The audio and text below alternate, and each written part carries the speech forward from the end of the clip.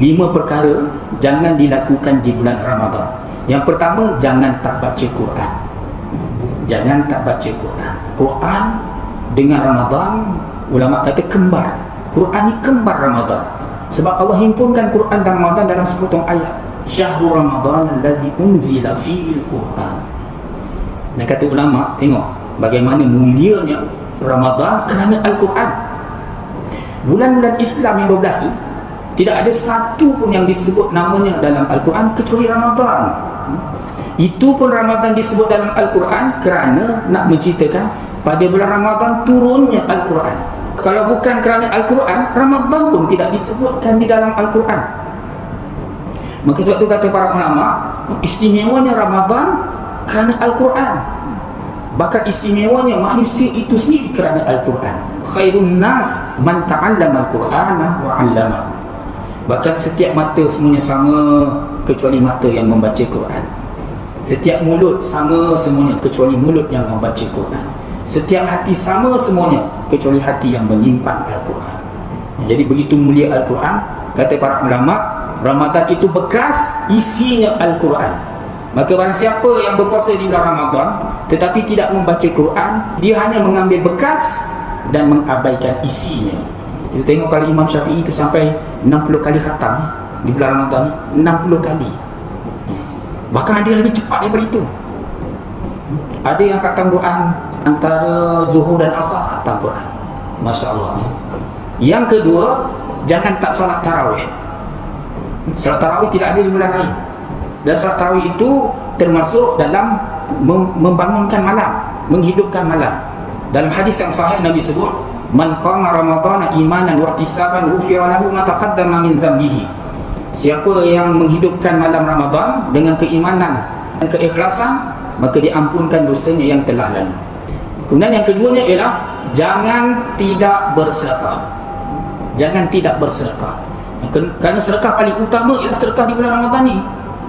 Apabila Nabi ditanyakan ayyus sadaqati afdal, Nabi jawab as-sadaqatu ataupun sadaqatun fi Ramadan.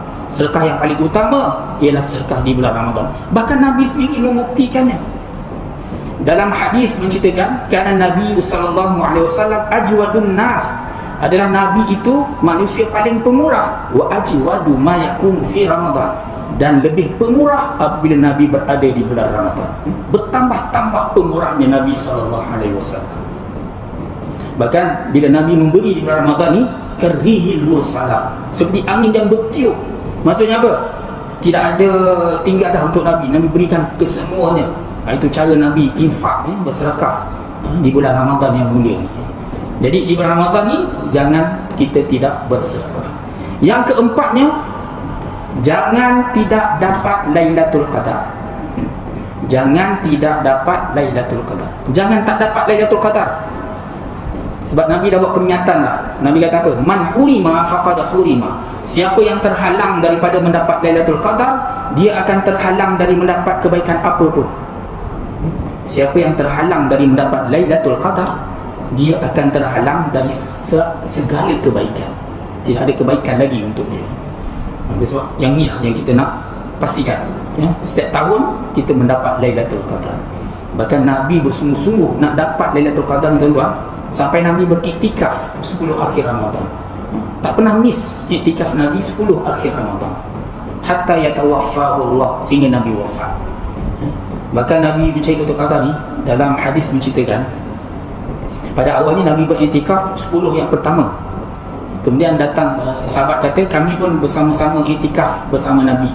Kemudian datang Jibril, dia kata ke Nabi, allazi tatlubuhu amamaka, yang engkau cari wahai Muhammad ada di depan. Maka Nabi pun beriktikaf pula 10 pertengahan Ramadan. Datang pula Jibril beritahu, yang engkau cari wahai Muhammad ada di depanmu. Maka barulah Nabi iktikaf di 10 akhir Ramadan, dan begitulah iktikaf Nabi sehinggalah baginda wafat. Dan Nabi tak pernah miss iktikaf 10 akhir Ramadan. Kerana apa? Kerana Lailatul Qadar. Yang kelima, jangan sampai tak dapat pengampunan. Jangan sampai tak dapat pengampunan. Dalam hadis yang sahih, man adraka syahra Ramadan siapa yang mendapati bulan Ramadan falam yurfa, dan dia tidak diampunkan, dakhalan nar, dia akan dimasukkan ke neraka, fa ab'adahu Allah, maka Allah akan menyisihkannya. Ini hadis sahih tuan-tuan. Ini peringatan daripada siapa-siapa yang dapat Ramadan tetapi tidak diampun, dia akan dimasukkan ke dalam neraka. Kita patut cemas membaca hadis ni tuan-tuan. Takut kita tak dapat pengampunan. Jadi 5 perkara ni, saya ulang semula, 5 perkara ni jangan dilakukan di bulan Ramadan. Yang pertama, jangan tak baca Quran. Yang kedua, jangan tak solat tarawih.